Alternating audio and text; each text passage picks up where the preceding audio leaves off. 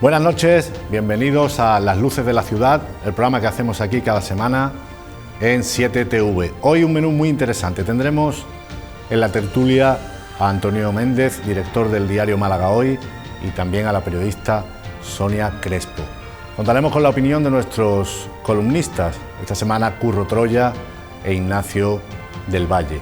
Y tendremos también en la última parte, en nuestra sección de Un Málaga con, al delegado de la Consejería de Salud y Familia de la Junta de Andalucía, Carlos Bautista, que tiene mucho que comentar sobre la situación que estamos viviendo, sobre esa saturación de los centros de atención primaria, entre otras muchas cosas. Pero antes de nada, el punto.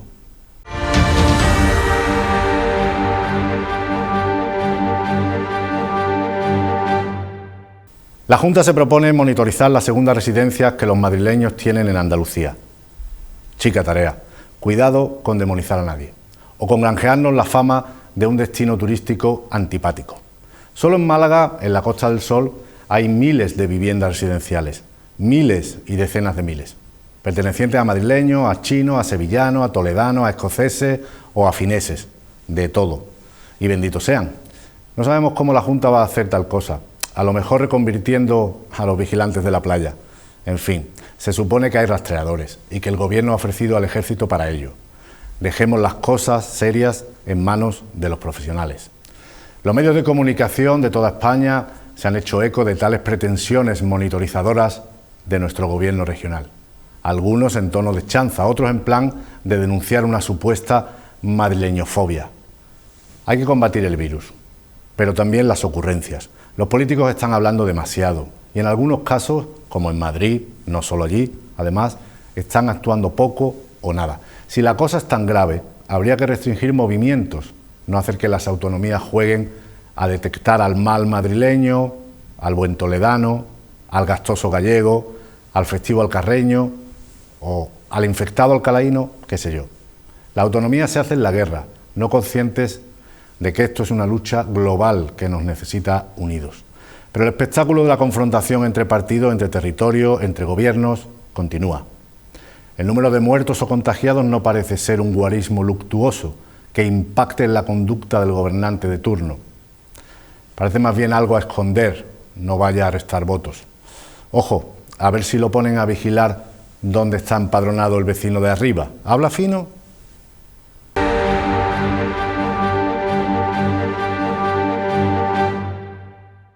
Comenzamos ya sin más dilación después de nuestro punto aquí en Luces de la Ciudad. La primera parte del programa, nuestra tertulia, como le comentaba, con Antonio Méndez, director de Málaga Hoy, y nuestra compañera periodista Sonia Crespo. Muchos asuntos sobre la mesa, todos teñidos de la pandemia, del virus, de cómo luchamos contra él y del negro horizonte que se presenta. Entre las muchas noticias que destacan a este respecto está esa intención de la Junta de monitorizar las viviendas de los madrileños, como les comentábamos también antes en la introducción. No sé, compañeros, qué os parece, no sé si la manera de censar, de ver a la gente qué acento tiene en esas urbanizaciones que son un bosque de viviendas, miles y miles de adosados, de chalés, que son segundas residencias. Parece una tarea ingente, ¿no?, cuando no un brindis al sol, quizá. Compramos motos, eso es una gran moto de cilindrada magnífica. Vamos a poner drones sobrevolando las viviendas, preguntando la nacionalidad, ¿no? Porque entonces ya tendremos que aplicar nacionalidad. Yo he venido este fin de semana de Madrid, no sé si me van a monitorizar también. Claro. Si no se han ido. O el que no sea del mismo Madrid, no, oiga, yo es que me crié en Socuéllamos. Claro, y de Soria y de... Bueno, yo es que quiero medir las palabras porque no quiero dar la sensación de que ya no me creo nada de la administración, no quiero dar esa imagen tampoco a la audiencia. No, Sonia, estamos para eso. Estamos para eso, pues no me creo nada ya de la administración. ¿Cómo van a controlar las personas que están dentro de las viviendas? Bueno, tú vas a cualquier comunidad de vecinos, sobre todo de la costa, y le preguntas al presidente de la comunidad, a la presidenta, y sabe perfectamente, es que se sabe quiénes son los madrileños, o sea, más o menos, ¿no? Pero es ridículo. Primero que es, como decía Antonio, un brindis al sol. No van a hacer nada, no sé qué persiguen. Además, me imagino que eso debe ser hasta anticonstitucional. Choca con libertades de movimiento incluso, claro, o de protección de datos y a también. La propiedad, claro. O sea, ¿cómo? Y luego, ¿con qué criterio? Para empezar, no se han ido. O sea, yo conozco muchísimos casos cercanos de vecinos que no se han ido. Los que no tienen niños en edad escolar, no solamente personas ya mayores, lo que entendemos ya por tercera edad, no, que se han quedado aquí en la Costa del Sol, y más con el panorama que están viendo que está en Madrid, no se han marchado. O sea, que eso para empezar. O sea, que ya de entrada no es los que vengan, sino los que ya están aquí. Y luego van a controlar las personas que vengan a su casa, su segunda residencia, y las viviendas de uso turístico, los pisos turísticos, si pueden, están abiertos. Es ridículo, es una medida completamente ridícula. Y luego otra cosa, hace escasos días, semanas, estábamos potenciando desde la Consejería de Turismo especialmente que viniera turismo nacional, fundamentalmente madrileño. Ahora, días después, les decimos que no. O sea, no me extraña que la ciudadanía viva todo esto con incredulidad, salga a las calles y no se resista a que la confinen, no quiera aceptar las normas, porque ya no sabes qué creerte. Hace una semana el virus, en fin, era como más ligero y ahora ya hay que tomárselo más en serio. O sea, no lo entiendo. O sea, cualquiera que sepa algo un poquito de comunicación o de marketing sabe que las campañas de concienciación se basan en la reiteración y insistir en un mensaje: la droga mata, la droga mata, la droga mata. Pero aquí parece que la droga hace una semana no mataba un poquito, ahora vuelve a matar. O sea, esto es completamente ridículo. Pero además no hay por parece dónde cogerlo. Una de orden como tú te estás volviendo un poco ácrata, ¿no? Me estoy volviendo un poco anárquica, creo yo ya. Hombre, ante los que nos gobiernan, De venir a este programa. debe ser Malas- eso, las malas las junteras. malas influencias. Las malas malas influencias. Las malas influencias en las dos esquinas. Pero de todas maneras, Antonio, es que también las autoridades parece que se van a sentir estigmatizadas si toman determinadas medidas. Quiero decir, a lo mejor si la gente no puede salir de Madrid, pues habría que decirlo y alguna suerte de confinamiento, ¿no? Esta especie de madrileñofobia, estas medidas, estas ocurrencias. Vamos a ver. En Málaga tenemos una proporción de casos no equiparables, ¿no? En Sevilla también, ahora mismo también está aumentando los tantos por ciento el nivel de los contagios por 100.000 habitantes. Tú imagínate que de pronto dijeran: los andaluces no pueden. Bueno, en todo caso, si deberían confinar o si se debería restringir la movilidad, tendría que ser pues o en Almería o en Málaga. Estamos hablando de una comunidad autónoma como la de Madrid de 7 millones y pico de habitantes, donde hay algunas zonas evidentemente disparadas. El otro día se presentaba un cuadro y, por ejemplo, que no me he detenido a verlo, había 2 municipios de Málaga que ya estarían en las mismas condiciones que Madrid. Entonces, bueno, tampoco se trata, al final efectivamente estigmatizamos. ¿Qué pasa? Vivimos en la época de la inmediatez, donde el político tiene que dar respuesta a todo lo que se le pregunte, y además ocurrente. Y como además los periodistas nos quedamos también con los titulares y luego nos vamos a la segunda pregunta, pues lo vendemos. Y el primero yo, que el otro día abrí el periódico con eso, diciendo: ¿controlarán las casas? Pero ¿cómo vais a controlar? Hoy he escuchado, en las últimas horas... Encima dicen que ya se hacía.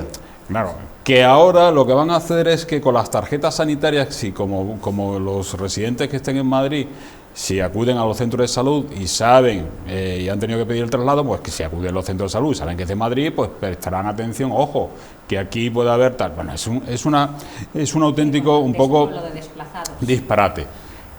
Por ejemplo. Aparte, un inciso: la mayor parte de los que tienen segunda residencia en la Costa del Sol, esos adosados de Marbella y tal, no van al centro de salud saturadísimo Pues de claro, las lagunas donde pegan a los tienen sanitarios. privado. Van a el privado de Marbella, el privado de Benalmádena. O sea, es que es así. Entonces, ahí ese rastreo, en teoría, tendrán que colaborar también con las autoridades. Claro, es pero que ya se complica. las historias, por ejemplo, hace un par de semanas hablé, o menos, con el alcalde de Estepona, que también lo publicamos nosotros, justamente a raíz de eso. Estaba encantado, porque tenía censadas unas 13.000 viviendas que habitualmente durante 10-11 meses del año están vacías.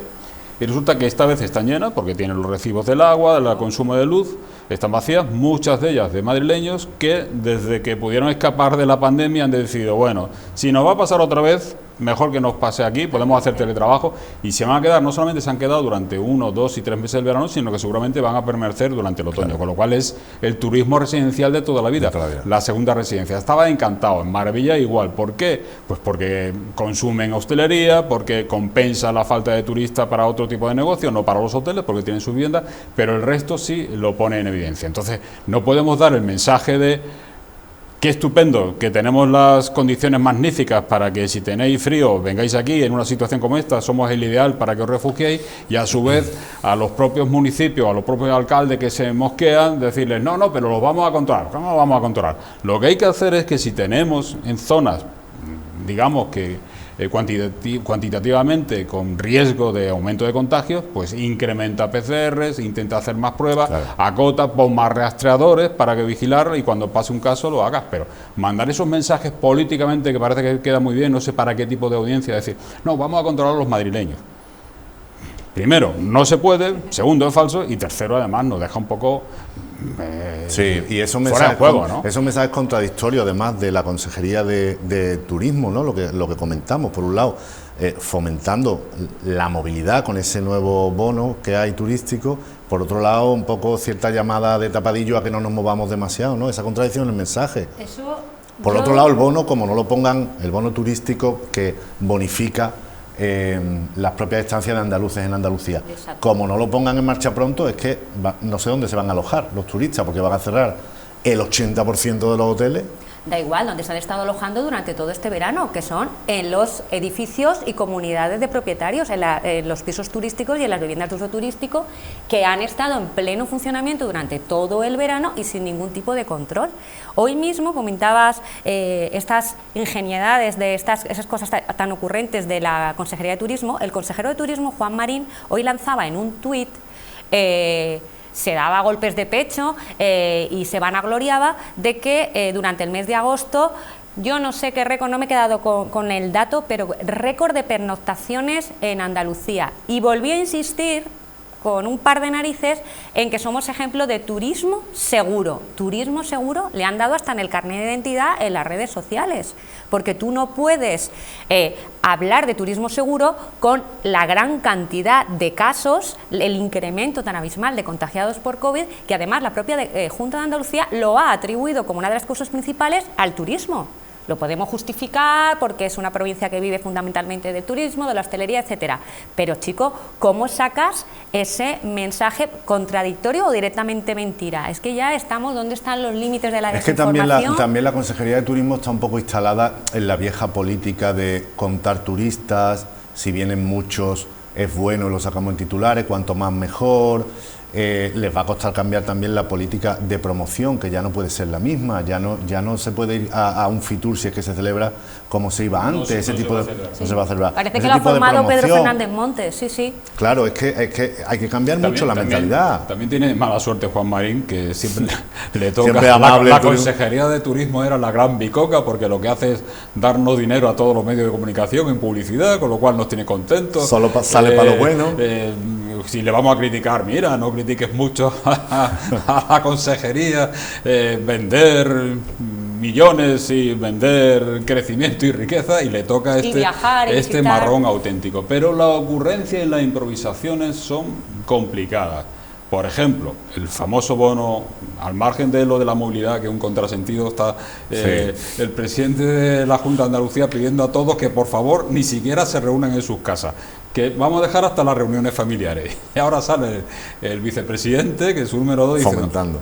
Váyanse de una provincia a otra, váyanse a un hotel, váyanse al otro, decir, muévanse por favor todos, que tenemos que activar la...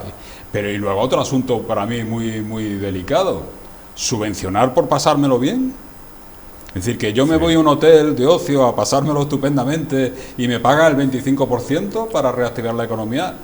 El sector de la hostelería también quiere, porque también está en circunstancias, así que le propongo que también de los gin tonic al menos no paguen la tónica a cada uno que nos tomemos. Es decir, cuidado con ese tipo de cosas.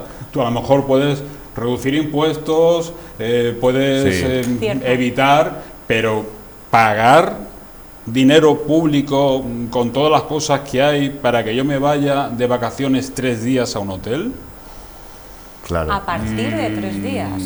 Cuidadito, Sí, cuidadito con ese tipo de cosas. Yo creo, está muy bien que mandemos los mensajes de que no hay que dejar a nadie atrás, y si es posible, por supuesto, no hay que dejar a nadie atrás. Pero cuidadito con ese tipo de historias. A no ser, por ejemplo, que eso en España no se da, ni la derecha ni la izquierda, porque parece que el dinero del Estado es un dinero fácil, que vamos tirando y vamos recogiendo, que si uno ayuda a un sector que va a costar un dineral, cuando ese sector se recupere dentro de 2, 3 años o 4 años, la gran riqueza que genera y que gana dinero, pues que devuelva las ayudas que ha podido recibir cuando gane dinero. Es decir, que pero el paradigma, aquí, insisto, el paradigma de esa que poca me paguen vergüenza. las vacaciones, Sí. yo Sí. encantado, Pero chirría un poco, sí, hay que... Es Y el aparte, principal ¿a sector dónde? económico y hay que ayudarle, pero claro, chirría un poco ese... Y aparte no especifica a lo mejor determinados espacios o turismo rural o turismo X. ¿Dónde estás diciéndole que El vengan a la turismo Costa rural del se ha puesto Sol? las botas. Se ha puesto las botas, No, pero lógicamente. ¿dónde los mandas? También a la Costa del Sol, que el 24 de agosto teníamos un documento, llámale transmisión, llámale como tú quieras, advirtiendo del colapso del Distrito Sanitario de la Costa del Sol. Pero además también puede ayudar a, por ejemplo, a que no se cancele el programa del Inserso, que es muy importante, y es lo que da bienestar a unas personas que ya están, digamos, en el último tramo de su vida, jubilados, y le da la oportunidad de un ocio extra, pero además ¿Y quién le da salva los José hoteles María, en invierno. ¿Quién le da el botón ese? Tú ahora mueves a cientos de Ya, miles de personas ya. de más de 60 años, justamente en la población más vulnerable, Es cierto, la vas pero- moviendo de provincia a provincia. Pero claro, Pero si la dejabas pero, moverse hace una semana. pero si están, Yo además ahí- están incentivando ese movimiento Claro. desde la Ya, Consejería de Turismo. Claro, Claro, es Sí. que hasta hace una semana. Y esas personas con el Inserso no pueden ir, pero no pueden ir con el bono que le da Juan Marín. Con esas da igual que tenga 65 años, puede ir la familia sí, entera. sí, lo que digo es el problema sanitario, es decir, estamos hablando de la población más vulnerable, que por otro lado le estás pidiendo que salga lo menos posible, y de pronto decir, no, os mandamos a todos de viaje Por eso para que es. recorras Andalucía o Andalucía o España, ¿no? Como eran las zonas costeras o las zonas de las islas, que es un tema delicado, la pulsión, la presión entre la economía y la Entre la sanidad. economía y la sanidad, Claro, sí. y entonces escuchamos discursos, mensajes tan contradictorios, que no me extraña que la gente se vuelva a decir, bueno, a ver, poneros de acuerdo primero vosotros, ¿no? Totalmente. Bueno, vamos a hacer un alto para escuchar la columna siempre ingeniosa de Ignacio del Valle y volvemos.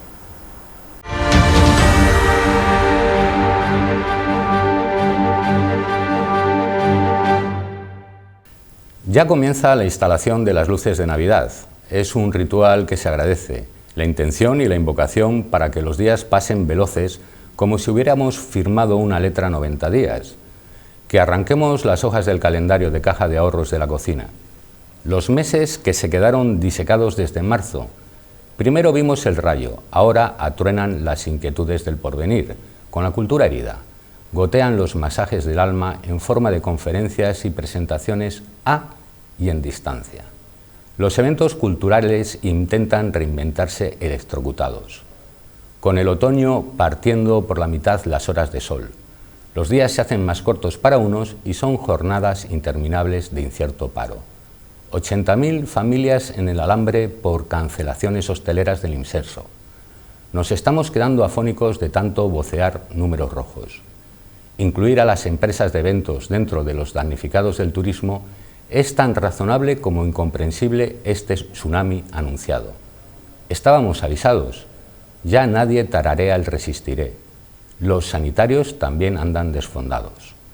Algún día nos contarán o nos enteraremos de todo lo que ha pasado. Mientras, a esperar que nos ilumine la razón y no la desesperación. Con la esperanza de que nos regalen la vacuna por Navidad, eso sí, tras doler la festividad de todos los santos, para acordarnos de todos los muertos y de sus muertos de paso.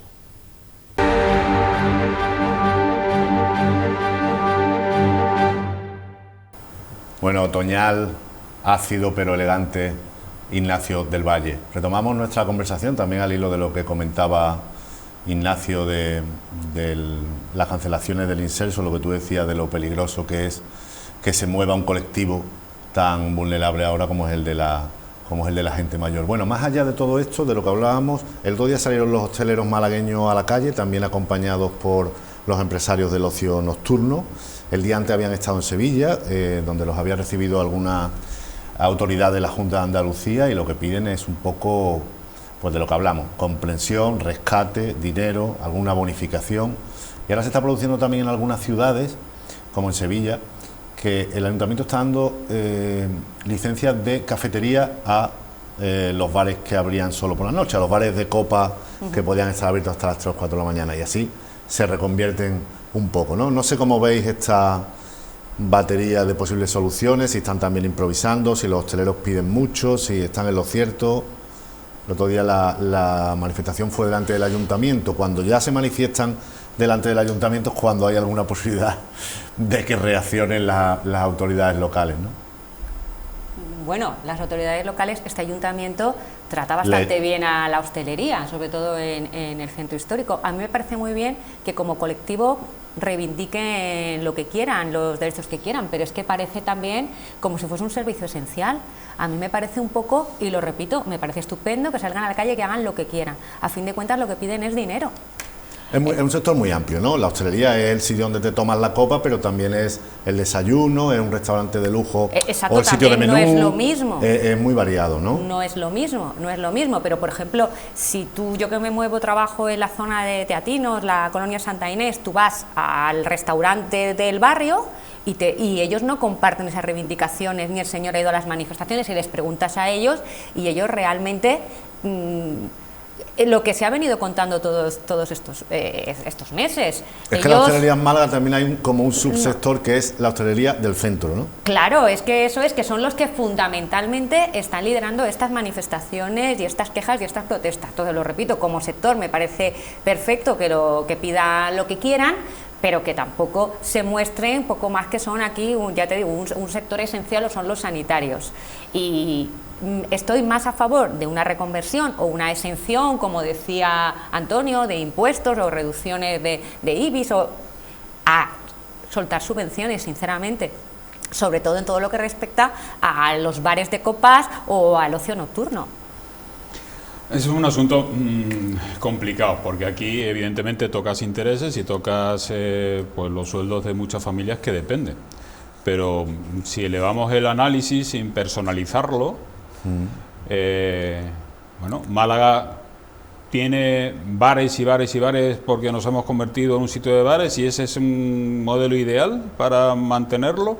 Es decir, nos aporta el valor añadido. Hay que conservar todos esos bares y restaurantes, sobre todo hablo de la zona del centro, porque dentro de 2 o 3 años, y si ahora desaparecen ya no vuelve, si vuelve el turismo volverá a estar. Es decir, vas a conservar ese tipo de negocios, es imprescindible, es lo que te aporta el valor diferencial para mantenerlos cerrados o a medio gas, subvencionándolos para sacarle eso. Pues pienso que no. Claro. Pienso que no, eso es complicado. Es decir, ¿hay miles de trabajadores afectados y que irían al paro? Sí, claro, ese es el problema. ¿Hay que tratar de buscar alternativas? Pues sí, ya desgraciadamente otra vez la alternativa va a ser el camino inverso que recorrimos en 2009, donde de la construcción pasó a la hostelería. Ahora lo que sobre la hostelería, pues ya están dando la manivela de los famosos estos planes en marcha y demás, para tratar de hacer un montón de obra pública, que entonces fue denostada y ahora parece que es un poco la solución, para tratar de absorber aparte de esa mano de obra. Pero, ¿qué hacemos? Les damos subvenciones para que todos los bares, cuando además son negocios muchas veces efímeros, un bar está de moda hoy, dentro de un año tiene que cerrar. Sí. O un restaurante de pronto va a la clientela y de pronto no va a la clientela. Aquí los mantenemos. ¿Cuándo van a poder recuperar eso? Pues el turismo. ¿Cuándo se va a poder recuperar el turismo? Para, por ejemplo, la zona centro de la capital, que es donde ellos vivían, que además han proliferado mucho justamente al empuje de esos visitantes. 1 año, 2 años, mantenemos 2 años con alquileres gratis, con todo, para que cuando dentro de 2 años reproducimos el modelo que teníamos otra vez, o aprovechamos esta situación realmente para buscar de una vez, que no creo que sea fácil, porque llevamos dando vuelta un montón de años, otra alternativa que no nos haga depender de algo tan efímero, porque el turismo, desafortunadamente, hoy estás aquí y mañana no estás aquí. Tiene que ver con eso tan manido que se dice del modelo de ciudad, ¿no? A lo mejor no hemos buscado un modelo de ciudad de Málaga, sobre todo en el centro, que es hostelería, bares y casi un parque temático de los bares y restaurantes. Es que algunos lo decían, están encantados de sí mismos, decir, Málaga, qué bonita, tenemos el cielo y tenemos los bares y esto es precioso, muy bien. Bueno, tan precioso no era. Claro. Tan precioso no era. Los riesgos del monocultivo económico, digamos. Pero no hay nadie que ponga encima de la mesa otro modelo de ciudad o de centro, ¿no? Porque el PSOE tampoco tiene un discurso claro. El alcalde, bueno, ha cuidado mucho a los hosteleros. La izquierda no, Ciudadanos ¿Tú dijo crees que va a haber algo, un político que plantee una cosa que vas a necesitar una década o 3 lustros para hacerla? No. Cuando lo que tiene que hacer es el año siguiente recoger los resultados de los votos o las próximas elecciones, tiene que hacer la calle, la autovía que tenga, claro. Y poner en las terrazas, que ahora está de moda las terrazas, pues ponemos las terrazas, que ahora llenamos, como se llama el centro de pronto de heladería, que digo, vamos a estar tomando helado, como te acuerdas de aquellas tiendas de fumar en... Sí, no sé, como soy fumador, de fumar... el vapeo, eso sí. Así que, en fin, que esto es así, decir, venga, pero nadie se plantea decir, oye, ¿qué mala quieres dentro de 15 o 20 años?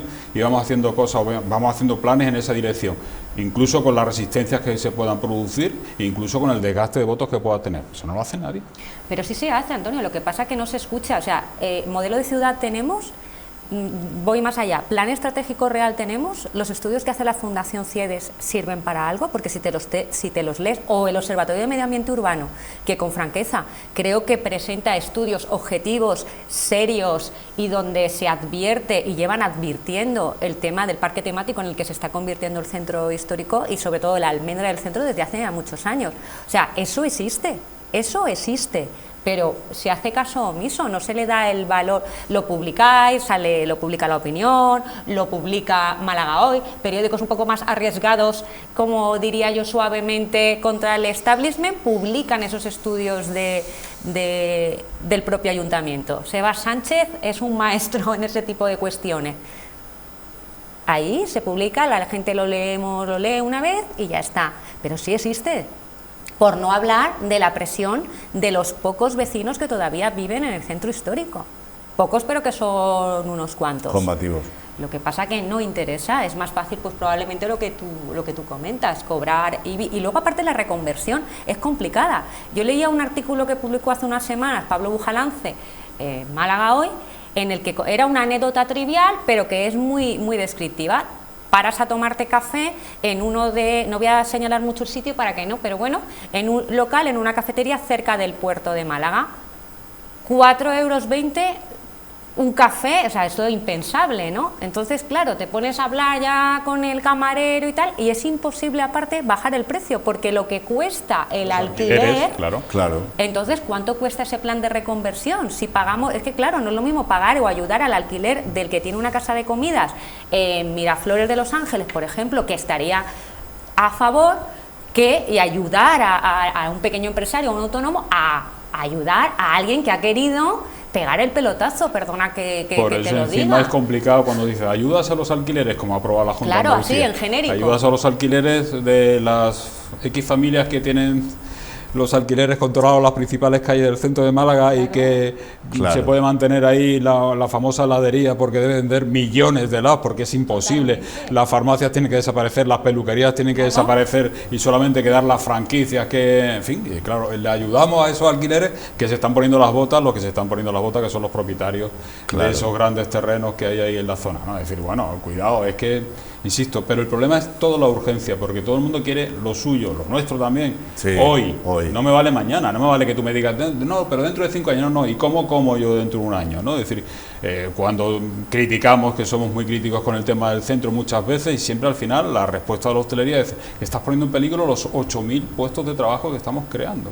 Entonces, claro, pero a costa de eso, a costa de que no haya espacio, a costa de que esto pase, a costa de que tengas que mirar para el otro lado, el ruido. Bueno, pues si es que ya no vive nadie aquí, claro, si se lo estamos expulsando. Claro. Es decir, ese es el problema, y siempre está, al final te estás oponiendo, como me opongo a la Torre del Puerto, 800 veces lo diré, pues estamos poniendo una inversión con lo que necesita Málaga para esto. Entonces cualquier espíritu crítico que tú le estás diciendo, mira, estamos vendiendo el futuro, pero a saldo, de esa manera, ¿no? Te arriesgas a que te llamen antimalagueño. Además, es que la política está también para intervenir y no dejarlo todo al albur del mercado, aunque esto sea una tesis ideológica, pero es que es así, porque si no, es lo que comentáis, el centro de Málaga serían franquicias, que son lo único que se pueden permitir los alquileres, y la bares. Política interviene, José María, cuando quiere, ¿eh? Cuando quiere interviene. Cuando quiere interviene, exactamente. También es muy cierto que que los malagueños no vamos al comercio tradicional que lleva 100 años, es que cierra porque no vamos. O sea, es que también nos damos mucho golpe en el pecho, es como, no sé, como cuando fíjate, eso cierra un negocio. Eso sí ha cambiado mucho la pandemia, ¿eh? Mucha gente ha vuelto a sus tiendas de comestibles, a sus tiendas del barrio, e incluso estar bien en el barrio, que esa afición de decir, venga, todo el mundo cuando se va a divertir al centro, ¿no? De pronto ves alguna barriada con sus negocios en condiciones, porque la gente no tiene esa necesidad de volver otra vez a la masificación que suponía el centro, que en este caso era un problema. Es decir, que si tú bajas y lo que te está diciendo que no quieres aglomeraciones, toda la vida, cada vez que bajas, antes de febrero, cuando bajabas al centro, determinados días, era aglomeración. Y ahora justamente vas huyendo de eso. Ya están poniendo las luces de Navidad, ¿eh? Sí, eso sí. No se alumbrarán para nadie. Eso Teresa Porra no ha querido que alguien le pueda romper el acuerdo. Dice, los ponemos, y además Jiménez ha dicho, no, por necesidades de seguridad, empiezo a ponerlos en agosto, y así, desde luego, tendré que cobrar. Porque, será claro, un poco surrealista la llamamos otra vez a que todo el mundo vaya al centro de las tiendas a comprar. Claro, es en diciembre, en mitad de la gripe. Esa contradicción, sí. El otro día la estaban poniendo por Carreterías, que es una calle emblemática del centro que va a ser próximamente remodelada. El otro día el ayuntamiento ya licitó el proyecto por casi 5 millones de euros, y lo vamos a comentar esto y otras cosas a la vuelta, después de unos consejos publicitarios.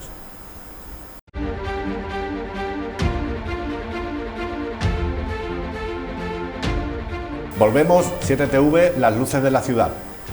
Estamos hablando del centro, del modelo de ciudad, a donde va Málaga, los locales vacíos, los hosteleros saliendo a manifestarse, las luces de Navidad que nos faltan. Y les comentábamos el proyecto para Carreterías, esa vía que todavía se utiliza mucho como una especie de circunvalación del centro, ¿no? Que todavía tiene tráfico. ¿Cómo veis ese proyecto? Se quiere eliminar la mayor parte del tráfico particular y se va a intervenir en la tribuna de los pobres. Yo me acuerdo cuando este programa lo dirigía, presentaba Teodoro León Gros, que hablamos aquí un día y hasta polemizamos, porque la tribuna de los pobres tiene muchos sabores, castiza, pero claro, también como todo está sujeto, así es una tradición a conservar o es algo que hay que reformar. El proyecto lleva un ascensor y en general moderniza mucho el aspecto de esa calle. No sé cómo lo veis, porque era lo último ya que quedaba un poco por, quizá también Álamos, ¿no? por adecentar en el centro. Yo insisto en que hay que contar con la opinión de los vecinos, sobre todo con los que siguen residiendo en Carreterías. Sí hay, sí hay bastante. Y además no personas de cierta edad también, y todavía algunos valientes incluso con niños. Entonces, lo primero es escuchar a los vecinos. ¿Qué dicen los vecinos sobre el proyecto? En principio, según tengo yo entendido, la Asociación del Centro Antiguo no está en contra, a grandes rasgos, del proyecto de semi-peatonalización. Ahora sí que exigen una serie de condiciones que se tengan en cuenta, que yo creo que hay que escucharlas, hay que oírlas y sobre todo que la valoren los técnicos. Que esto no sea político, porque como comentaba Antonio, luego esto se queda para los restos. Aquí hipotecamos o hacemos obras y tal que se quedan después para los restos. Ellos sobre todo lo que están en contra de la plataforma única, o sea, de que esté todo, digamos, al mismo nivel. Quieren unas aceras con sus bordillos y con volardos para evitar sobre todo que sea una especie de polígono industrial de carga y descarga. Claro, al ponerlo todo liso, para que se facilite pero también. En algún sitio también tienen que cargar y descargar. Claro, pero si tú lo pones liso, entonces ¿para quién hacemos la remodelación? Estamos en lo mismo, para el bar, para el hostelero. Si es que, porque el entorno del Málaga, ya tengo la cuestión del Málaga Palacio, el Hotel Málaga C también, cuando se permitía la carga y descarga allí, es que claro, entonces ellos lo principal que están temiendo, ojo, que todo se vende como muy bien, reducción del tráfico para los peatones, luego al final acaba, si ya ocurre, entonces claro, si se lo pones más fácil para la carga y descarga, pues ya se lo ven venir. Y luego también piden que haya sombra.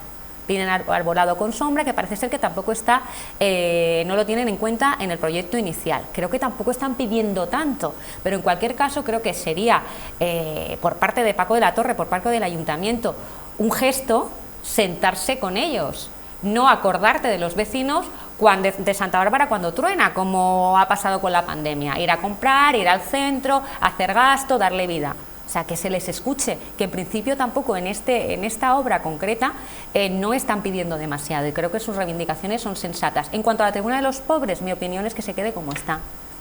Yo creo que Málaga, sobre todo para los que veníamos de fuera, bueno, yo llevo ya casi 20 años en Málaga, uno es de donde nace, pero también de donde pase, me siento malagueña, pero creo que es una... te monitorizan, eso, a ver si me van a devolver, que además estoy en el Distrito Sanitario Costa del Sol, que ahí, vamos, pásate la alarma. Y creo que ese encanto de Málaga, esa de ciudad bonita, de ciudad amigable, la estamos perdiendo con tanto cemento y y creo que la Tribuna de los Pobres, sin ser, claro, hay una gran obra pero tiene su encanto y una cosa es rehabilitarla y otra cosa es ya transformarla por completo, pero eso es una mera opinión personal. Me ha salido ácrata y ahora asamblearia. Porque quiere que decidan los vecinos.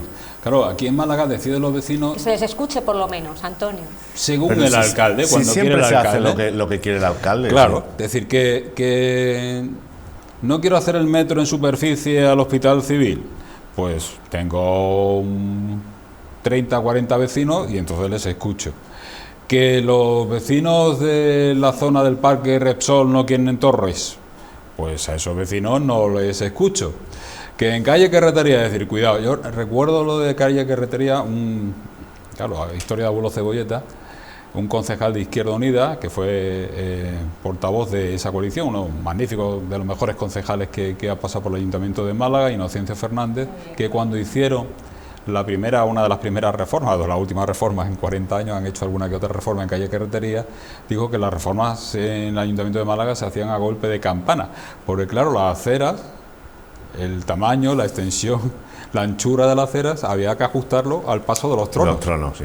Ahora mismo no sé si tendrá que ver eso con los arbolados o no. Cuando si haces una acera ya es posible, sin ningún tipo de diferencia de rasante, bueno, pues ya sirve para paso de coches o no, ¿no? Es decir que, hombre, a mí también por la nostalgia, lo de perder la escalinata de calle Carretería, pues sería, creo que no, que se va a conservar, ¿no? Otra cosa es que ya los tronos no pasan por ahí, porque luego se han producido otro tipo de historias, de dificultades, de la estrechez de las calles y con las aglomeraciones, que era una locura, de la seguridad ciudadana, es decir, que Carretería ha perdido en eso un poco, o buena parte de su esencia, con los cambios de recorrido, justamente con las situaciones de seguridad, donde se buscan pues avenidas prácticamente para que, aunque pierdan el sabor, avenidas para pase de las procesiones de Semana Santa, ¿no? Hace muy poco hubo algún incidente, una madrugada justamente en Carretería allí con el cautivo.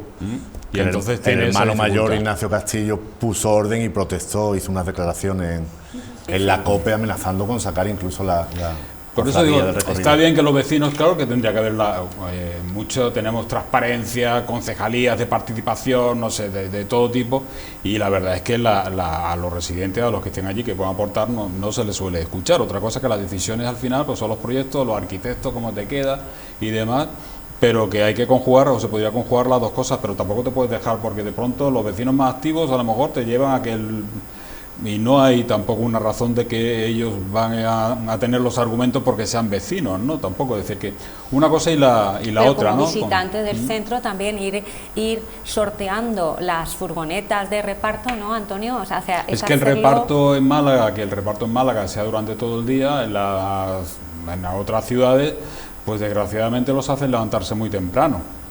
Y a lo mejor a las 8 de la mañana ya está todo repartido, es decir, se utilizan que aquí hay un proyecto y se mantuvo un proyecto durante muchos años y han desaparecido los vehículos eléctricos, solamente podían pasar vehículos eléctricos sin hacer ruido, ya no los ves, es decir, que hemos ido avanzando y retrocediendo a la misma velocidad, es decir, que tampoco puedes hacer, o a lo mejor esas aceras, dicen, bueno, es que al final me lo van a llenar de terrazas y de sillas y ya no se pasa por la calle Carretería. Bueno, pues eso dependerá de lo que autorice el ayuntamiento, ¿no? Ahora ya el proyecto a uno le gustará más, dirá que mejor con este color y otro con otro color, eso ya es muy muy complicado, ¿no? Para tomar posicionamiento ahí de todas maneras hablabas tú de los tronos y tal, tampoco sabemos cuándo se podrá retomar las procesiones pues, como las entendemos. El año que viene no, desde luego, Es decir, las vacunas normales, cuando tienen efecto, ya veremos esta, son 18 meses.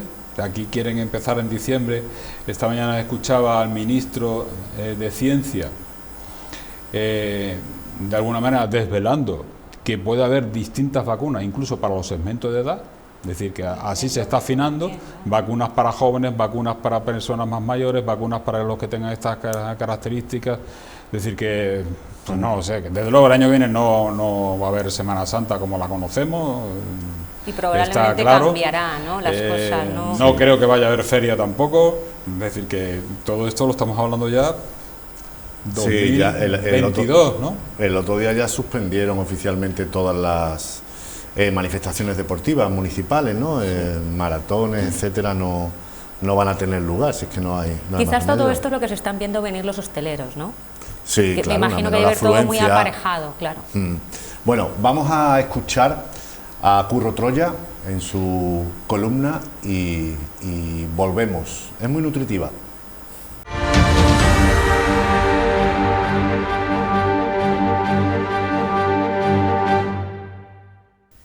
En el río de los socialistas andaluces, las aguas vuelven a no bajar tranquilas. Según informaciones que Alberto Gómez publicaba ayer y hoy en Diario Sur, el diputado por Jaén y portavoz adjunto del Grupo Socialista en el Congreso, Felipe Sicilia, habría mantenido una velada gastronómica en Torremolinos con diferentes dirigentes socialistas andaluces con la intención de crear una estructura para competir en las primarias contra Susana Díaz. Él mismo se ha encargado de confirmarle a nuestro compañero que no descarta presentarse a esas primarias.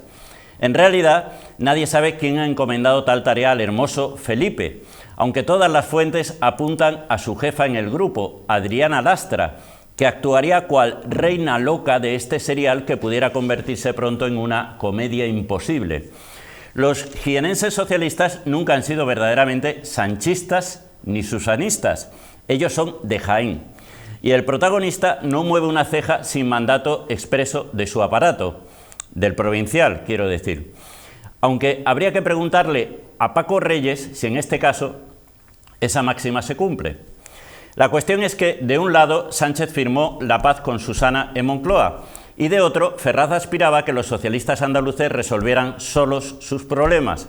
O lo que es igual, que nadie vinculado a la Ejecutiva Federal sanchista o al Gobierno, incluyendo a su grupo parlamentario, liderara una candidatura que pudiera parecer una venganza del inquilino de Moncloa contra su antigua rival. Es verdad que a la cita no ha acudido ninguno de los dos pilares iniciales del sanchismo en Málaga, Nacho López o Jorge Gallardo, pero el susanismo no tardará en pedirle cuentas al propio Pedro Sánchez y será el momento de deslindar si la responsabilidad es de Lastra y cómo satisfacer el incumplimiento de lo pactado con la todavía lideresa andaluza. Al final de este viaje, el movimiento de Felipe Sicilia podría dejarlo como aquel amigo ingenuo de Mafalda de igual nombre que se castigaba a sí mismo en una viñeta al grito de ¡qué desastre! Hasta mis debilidades son más fuertes que yo.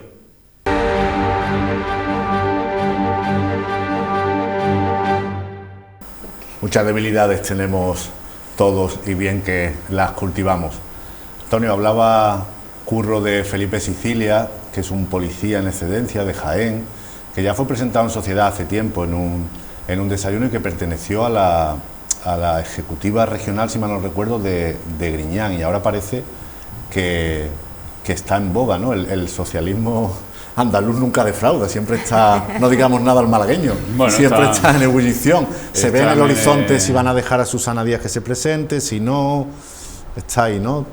A ver, no podemos anticipar mucho porque falta un año y pico todavía para los congresos, sobre todo el primer congreso, el Congreso Federal, ¿no? Es decir, el MASMA ya está cultivándose, si es que se puede cultivar algo tan volcánico, desde hace muchos meses. El PSOE tiene un problema. Hay muchos dirigentes que entienden que con Susana Díaz una vez que perdió las elecciones, pues habría que buscar el recambio, que ahí se está viendo, es decir, que la oposición que puede hacer, pues siempre al final dice, bueno, si tú has estado 36 años, ¿qué has hecho tú? Si tú llevabas los últimos 8 años, ¿y tú qué has hecho? Es decir, que te deja un poco, de alguna manera, en una situación de inferioridad, pero los candidatos alternativos que se estaban buscando, entre otras cosas, eran ministros, pero ministros como sobre todo María José Montero, la ministra de Hacienda, que no dejaba de formar parte de esos gobiernos donde también salieron la sentencia de los ERE, donde claro, el PSOE quedó retratado con el tema de la corrupción, con lo cual si tú el recambio que buscas es alguien que ya estuvo en ese Consejo de Gobierno, pues mal asunto. Entonces te puede aparecer personajes, o en este caso de Felipe Sicilia se viene hablando de este diputado jienense desde hace mucho tiempo, primero porque es una de las agrupaciones más potentes, las más fuertes de Andalucía, segundo porque es una persona con ese perfil, no tiene nada que ver, no ha estado en cargos públicos, solamente de diputado, pero ahora, ¿tiene o no tiene el tirón? Él debutó hace un par de meses, que ya me extrañó, dije, vaya hombre, ya se atreve con una tribuna que publicó en el diario El País, no sé si fue en el mes, a final de julio o agosto, ya criticando al gobierno andaluz y por tanto posicionándose. ¿Qué es lo que hay?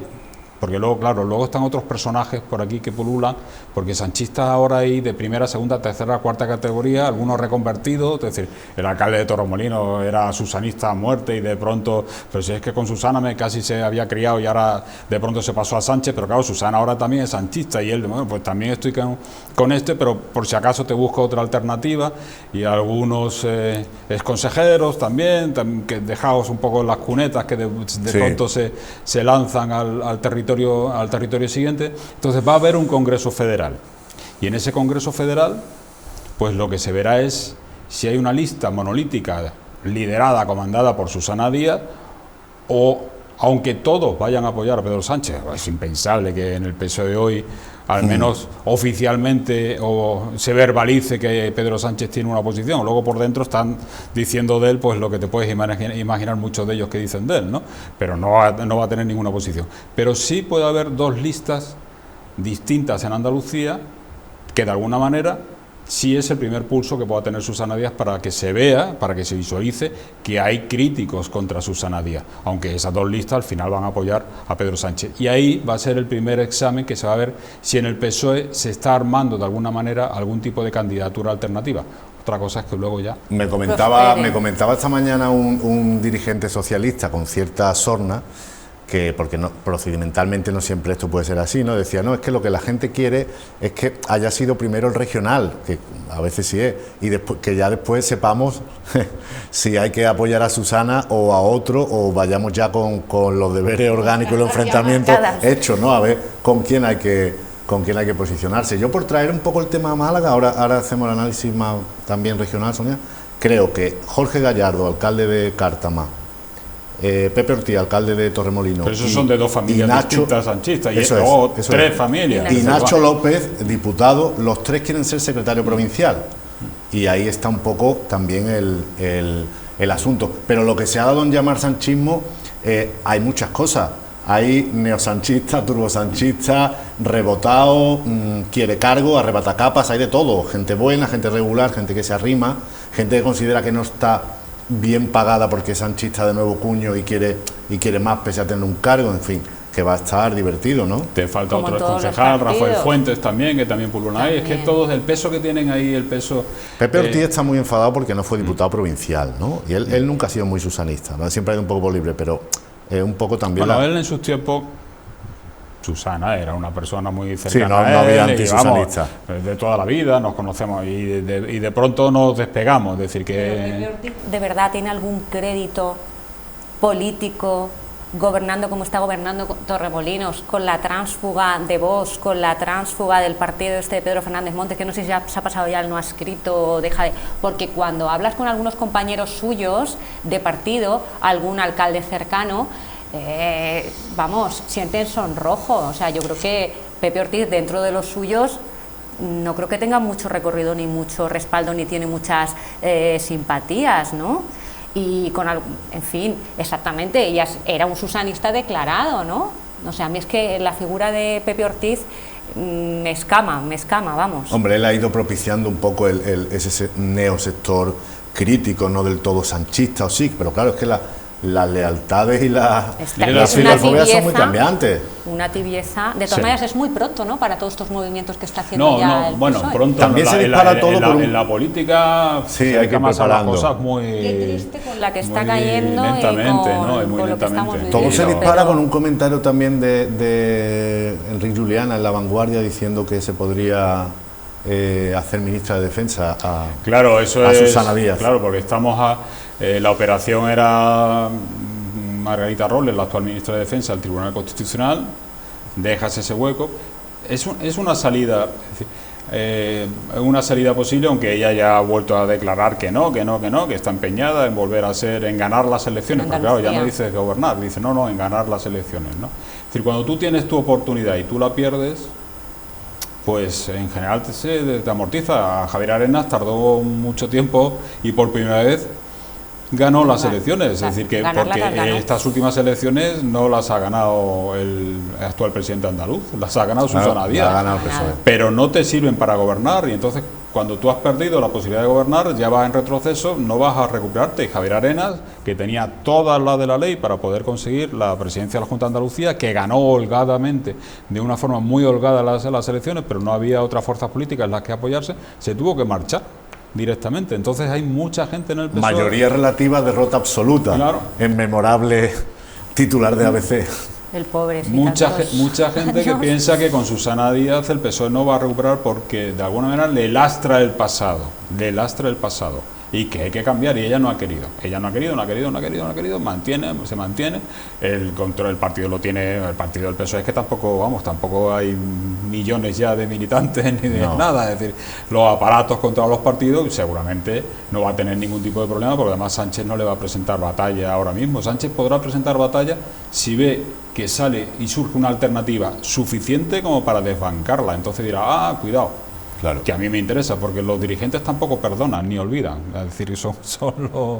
Claro, está por ver... y se han matado vivos los dos. Claro. Perdonan, tragan a lo mejor, como Pablo Casado con Juanma Moreno, pero es que perdonar no. está por ver el tamaño del castigo que Sánchez quiera propinar a Susana Díaz, o cuánto rencor o cuánta memoria tiene, porque ella quiso laminarlo y eliminarlo. Entonces no sabemos si él prefiere como castigo presentarla pensando que se va a estrellar, o patada para arriba, bendita patada para arriba, son premios, o sea, hacerte ministro se considera una patada para arriba, o alentar una alternativa contra ella por omisión. Piensa una cosa de todas maneras, sí, por supuesto que esas son las opciones, ¿no? Pero lo de que se estrelle, que es una opción también. El otro día me escribían, decía, hay cuatro familias aquí, las que quieren ya matarla como sea, las que buscan la alternativa de Sicilia, las que buscan la alternativa de otro, no sé qué, dicen, las que dicen que no, que se presente para que se estrelle. Aquí el que se presente para que se estrelle, en la visión de un partido que está en el gobierno, no puede ser. ¿Por qué? Porque es Andalucía.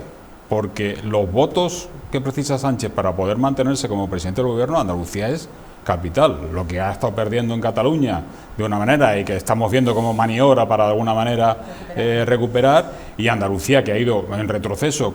Es decir, si tiene un candidato aquí que no tiene tirón, a Sánchez no le interesa para nada tener un candidato, pero ya no ni siquiera por cuestiones personales, sino por cuestiones de que esta comunidad autónoma es mi granero, y no voy a sacar resultados. No quiero una persona que ahí no me tenga movilizado el electorado, pero lo hace egoístamente, ni siquiera le interesa Susana Díaz, sino porque los votos para mantenerse al presidente del gobierno necesita los de Andalucía. Claro.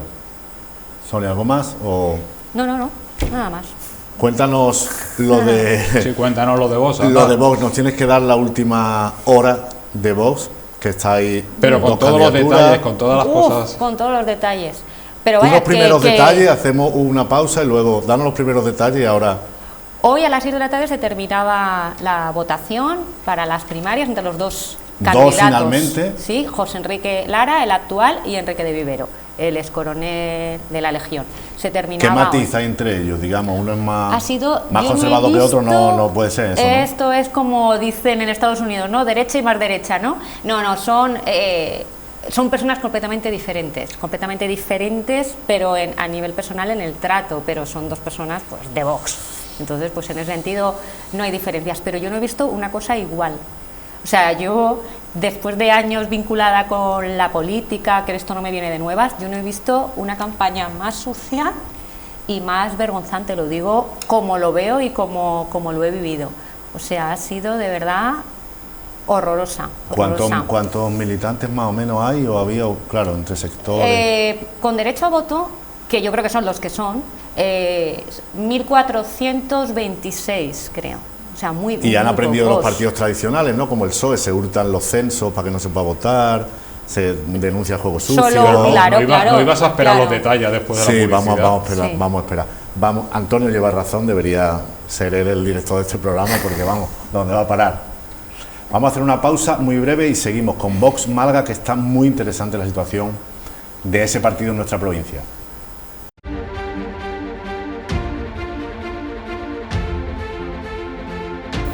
Continuamos nuestra conversación. Como les decía, estábamos hablando de Vox, un tema siempre interesante, y además teniendo aquí a Sonia Crespo, que está al cabo de ese enfrentamiento, como ella lo definía, que no habías visto nunca nada así, nos comentabas, ¿no? Ha sido duro, fangoso. Militante del Partido Popular durante muchísimos años. Pero pon ejemplo, que yo me entere, pon ejemplo. Es que no sé, es indescriptible, porque aparte de que no sé por qué se están peleando, porque vamos a ver.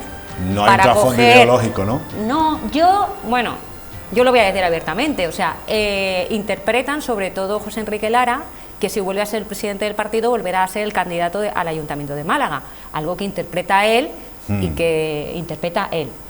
Desde mi punto de vista sería un completo desacierto, pero bueno, hay otros órganos del partido que son los que deciden esas cosas. Pero no es que roben censos, es que solamente ha podido usar el censo quien lo tiene, que es el oficial, pero no oficial porque tenga un respaldo de la nacional, que no lo tiene, es que es el candidato del aparato, es el que está. Entonces ha tenido no ventaja. El candidato de Abascal, digamos. No, en absoluto. No. Es el candidato que lleva años siendo presidente, que en el anterior mandato de Vox él era el vicepresidente con Eugenio Moltó. Eugenio Moltó era el presidente de Vox y él era el vicepresidente. En la nueva ejecutiva a él lo pone de presidente y a Eugenio Moltó de vocal. Y ahora vuelve a presentarse, sigue él de presidente y Eugenio Moltó de vocal. O sea, es una renovación, o sea, esto es una cosa que, en fin, que ríete tú de Venezuela o de los partidos chavistas que tanto critican, ¿no? Entonces es un poco ya, es aferrarse a un cargo de una manera, desde mi punto de vista, que roza ya el ridículo. Luego ya es que esto ha traspasado, se ha vertido en redes sociales, se ha manifestado públicamente, no las diferencias, sino han caído en el insulto, en la descalificación, pero de cosas burdas, cutres. Entonces creo que esto... Y ha habido una criba, porque en nos lo deberíamos principio hacer eran más aspirantes, ¿no? Eran 5, ese ha sido el gran error. Que es que yo creo que también los militantes de Vox van a tener lo que se merecen, en el sentido de que cuando hay un sector crítico tan grande hay que unirse, dejar un poco, con humildad, y dejar los egoísmos y unirse, y lo hubieran vencido facilísimamente, pero muy fácilmente. Yo creo que va a ganar José Enrique Lara por ser del aparato, pero no con una gran mayoría. Aprenden de la izquierda, tienen más decisiones y más facciones, sí, y más corrientes que... Sí, parece, en estos movimientos parecen más Podemos que de verdad, y a mí me preocupa porque... Una campaña que han prohibido, ¿no? Que han prohibido que puedan hacer nada, ¿no? Bueno, la última comunicación que como afiliado recibes en los emails, y dices tú, cada vez que recibes un email llamando la atención, te haces un poco a la idea de decir, madre mía, lo que estarán viviendo para que te tengan que estar llamando constantemente, mandando email con correcciones y con avisos. A José Enrique Lara, lo último que nos llegó, ahora un par de días, estaba sancionado por infracciones durante la campaña, y en cambio a Enrique de Vivero le permitían hacer otro acto más de campaña telemático y a José Enrique se lo prohibía con sanción, ¿no? Entonces es que no sé, ni por prudencia no quiero tampoco comentar muchas cosas. Que Vox en Málaga prácticamente no tiene ningún poder. No porque tiene aquí no hay, ningún no hay poder. aquí, es decir, que no es, Hay estamos hablando de concejales en un algunos ciudadano que todavía tiene Sí. ayuntamientos, que tiene diputación, que tiene la Junta de Andalucía. Estamos hablando aquí de un Vox en Málaga que... Desde luego, a nivel partido, a nivel orgánico, estamos hablando de 1000 y pico afiliados en toda la provincia. Los votos son mucho más, porque votan a una marca afiliados en la nacional. provincia, no te creas que tampoco es tan poco, porque tampoco. Los que, si esos son de verdad y se matan vivos de verdad entre 1000, son muchos. Bueno, Los otros partidos pueden decir que tienen muchos más y luego no. En la primera parte de la votación, que era para los avales, creo que unos 500 o 600, no había tampoco. Pero Vox, que es un partido, digamos, centralizado, ¿no? Sí. Volviendo un poco, no ha habido... Centralista, ¿no? Centralista. Lo han ¿No ha habido intentado. injerencia o participación, o han dejado que se maten aquí? Lo intentaron, o sea, ellos sabían que si el partido crecía mucho, esto se iba a escapar de las manos. O sea, yo recuerdo cuando en el mitin que hubo en Ciudad Jardín, que vino Iván Espinosa de los Monteros, con Ortega Smith, con Ortega Lara, después fuimos a cenar unos cuantos en Torremolinos y lo comentó Iván Espinosa, ¿no? La gente hacía allí cábalas de cuántos diputados se iban a obtener y tal, y él hizo la reflexión de no nos interesa crecer mucho. O sea, no nos interesa crecer mucho, muy rápido, porque esto orgánicamente, es verdad, no hay, claro, no mucho hay aluvión, una ¿no? fontanería, no hay una estructura de partido, ni muchísimo menos. Eso le ha pasado a todos los partidos, le ha pasado a Podemos y le ha pasado, por supuesto, a Ciudadanos, que no han querido, porque son partidos que lo que tienen el objetivo es Madrid. Alcanzar el gobierno, y entonces no les interesa que le salgan varones, que le salgan otra serie de personas, no le interesa ni siquiera estructura fuerte, y ahí sí está el problema. Es decir, Ciudadanos, ¿quién manda en Ciudadanos en Málaga, por ejemplo? ¿Sabemos? No está nada claro. De Podemos cambiando de marca cada vez que se presentaba alguna elección, ha cambiado todas las marcas del mundo, es decir, menos la suya. Nunca ha concurrido con una sola marca que pusiera Podemos. Bueno, en las elecciones generales Unidas Podemos, pero a las municipales, a las autonómicas, le salen los adelantes Málaga, ahora Málaga, en fin. Ahora sí se puede. Entonces son formaciones políticas estas de nuevo cuño que no han querido tener estructura. Quizá para no repetir los errores, dicen no, que sí, que haya militancia, pero la militancia la activamos para votar, pero no quiero tener estructuras ahí de partido porque no me interesa. Y luego, claro. No hay estructura de partido, Por eso no hay regional, por ejemplo. Pero, ¿cuál es el Vox regional? ¿Dónde está el presidente de Vox regional? No hay. Todo depende desde Madrid. Hombre, es un partido que no cree en la autonomía tampoco, o sea, no cree en la autonomía tampoco. Sí, pero para organizar los recursos humanos es que si no te pasa lo que te pasa. Entonces ellos vieron la necesidad y quisieron profesionalizarlo. Es verdad que contrataron muchas a personas además de la privada, directivos, expertos en recursos humanos, para intentar pues poner un poco de orden esto. En Málaga hay una persona, un enlace que lleva varias provincias, que depende directamente de Madrid, o sea, se ha intentado, pero no ha dado tiempo. En un año y pico no da tiempo, por decirlo suavemente, hacer aquí una limpia. Y luego aparte es que hay que respetar los estatutos. Esto no es, por más que se diga que vos es un partido intolerante y tal, no se entre como un elefante en una cacharrería, ni se cortan cabezas, ni, en fin. Y luego es cierto lo que tú dices, hasta el punto no solamente que el candidato importaba más o menos en las municipales, es que ni siquiera podíamos presentar, yo que fui en las listas del Ayuntamiento de Málaga, programas municipales. El programa municipal era un programa municipal tipo, en el que tú podías añadir unas cuantas medidas. 4 o 5. Bueno, la torre sí, ¿no? Porque estabais en contra de la torre. Estábamos en contra de la torre, sí. Algo bueno llevabais en el programa, sí, lo único también, bueno. Sí, el río y todas estas cosas, sí. Pero que hasta el programa municipal es algo impensable, ¿no? De los partidos te viene de la Ahora nacional. se va a poner muy de actualidad Vox también con la moción de censura que va a presentar Berta, ¿no? y que la va a defender el portavoz en Cataluña. El portavoz en Cataluña. Es un instrumento para hacerlo más conocido en vísperas, pues no sabemos si en vísperas de elecciones catalanas también, ¿no? Sí. Y al final, bueno, pues las consecuencias, yo creo que se va a quedar el partido aquí hecho unos zorros, que va a costar mucho, si es que tienen interés, como tú comentabas, de que se cree de verdad un partido con unas ciertas estructuras, con su fontanería y sus cosas, pues va a ser complicado. Pero no les preocupa en exceso que haya, creo yo, es mi opinión, una militancia más fuerte o no, porque los votos vienen de otro lado, no de los militantes activos.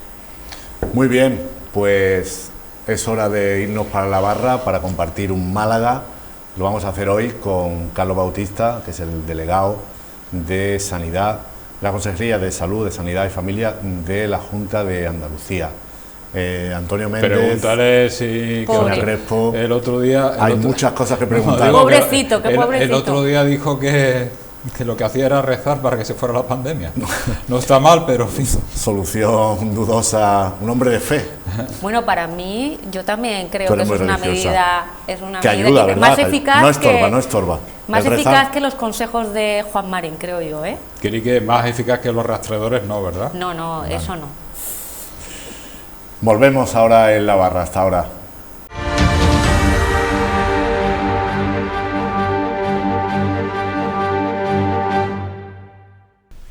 Última parte de nuestro programa, Las luces de la ciudad, aquí en 7TV. Y hoy tenemos con nosotros a Carlos Bautista. Carlos, buenas noches. ¿Qué hay? Buenas noches. Carlos Bautista es médico, es alguien que tiene también una experiencia y una trayectoria política y actualmente es el delegado de la Consejería de Salud y Familia en la provincia de Málaga. Así que figúrense ustedes, Carlos, la cantidad de asuntos y de temas que podríamos hablar contigo, nada menos que el delegado de Salud de la Junta, a quien agradecemos muchísimo que venga, lo reiteramos por su agenda tan comprometida y por los tiempos en los que estamos, ¿no? Bueno, Carlos, primero, los centros de salud están saturados, la gente se queja, la aplicación de salud responde, no responde, hay colas. El otro día veía yo en el centro de salud Jesús Cautivo a la gente un poco allí al sol, desesperada. ¿Qué pasa con la atención primaria? Bueno, José María, primero muchas gracias por invitarme, ¿no? Nosotros tenemos amistad. Yo he ido Nosotros tenemos amistad hace muchos años, buena amistad. Bueno, efectivamente hay colas en las puertas de los centros de salud. Hay que decir una cosa, hay que recordarla, ¿no? Aunque sea un poco cansino, ¿no? ¿Por qué hemos hecho esto con toda la primaria en toda Andalucía? Porque se demostró al principio de la pandemia que los centros de salud, los hospitales, la urgencia eran sitios donde las personas iban con otro tipo de patología, imagínate un lumbago, un cólico nefrítico, un esguince de tobillo, y salían con su esguince, su lumbago solucionado y contagiados de virus. Entonces intentamos por todos los medios frenar que los pacientes vinieran a contagiarse a los centros de salud. ¿Por qué? Porque a los centros de salud también llegaban los infectados de COVID y los teníamos juntos. Entonces nuestra preocupación principal ha sido alejar de los focos de infección a todas las personas vulnerables, los mayores, los pacientes oncológicos, en general la población vulnerable. Eso era lo principal. Segundo, hemos transformado la asistencia sanitaria primaria fundamentalmente en telemedicina. ¿Para qué? Para llamar a los pacientes a sus casas y solucionar una cantidad tremenda de cosas que se pueden solucionar por teléfono.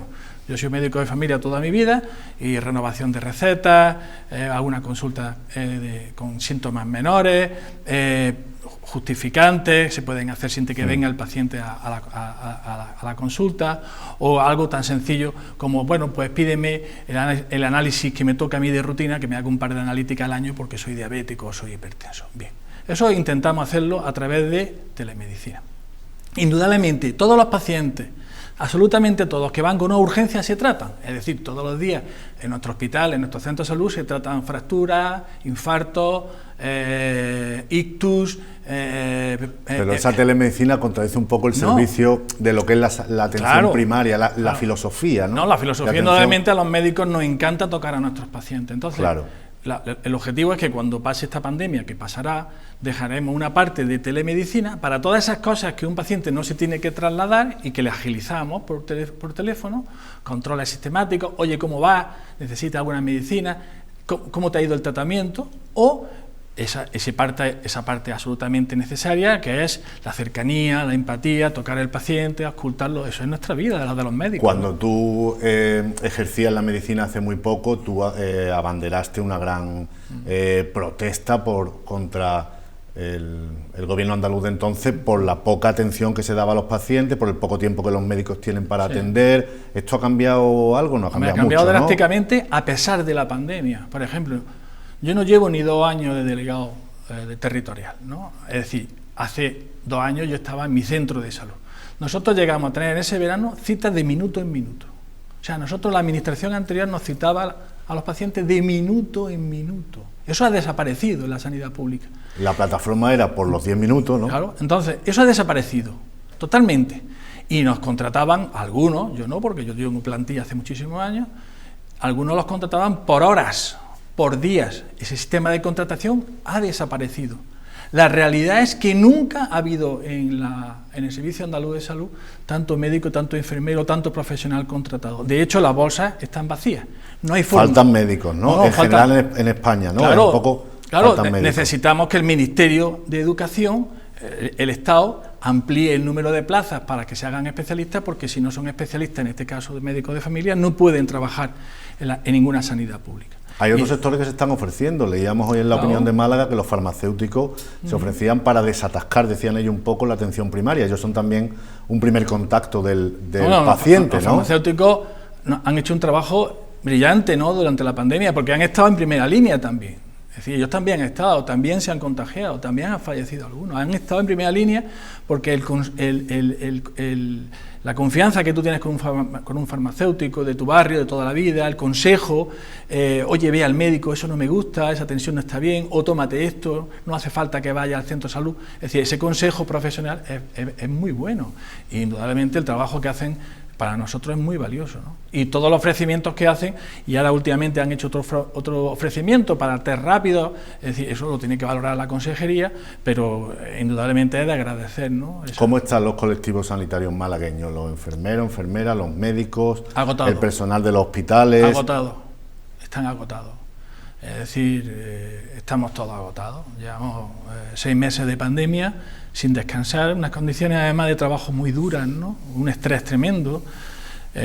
Lo primero que se te viene a la cabeza es que te pueda llevar el virus a tu casa, ¿no? Y tú en tu casa tienes hijos, tienes familia, tienes mayores, tienes pacientes con tratamientos complejos, oncológicos.